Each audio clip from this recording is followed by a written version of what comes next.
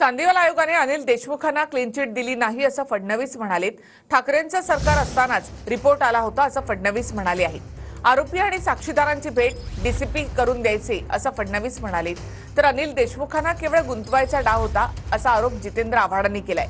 दरम्यान 100 कोटींच्या वसुलीचे देशमुखांनी आदेश दिल्याचा परमबीर सिंग यांनी आरोप केला होता आणि या संदर्भात चौकशीसाठी चांदीवाल आयोग स्थापन करण्यात आला होता।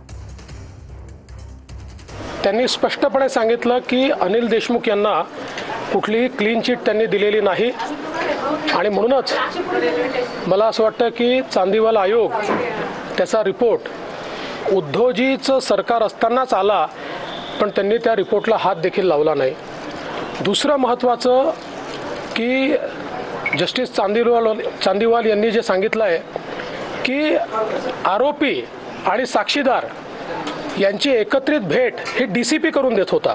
त्यांनी बोलता बोलता हे सांगितलेलं आहे की अनेक पुरावे होते, मला ते दिसत होते, पण यांचं साटलोटं असल्यामुळे मला ते माझ्या रेकॉर्डवर घेता येत नव्हते। त्यामुळे कुठल्याही पातळीवर जाऊन देशमुखांवरती आरोप करायचे पुरावा काहीच नव्हता। चांदीवाल कमिशनने लिहिलं ते बरोबर आहे।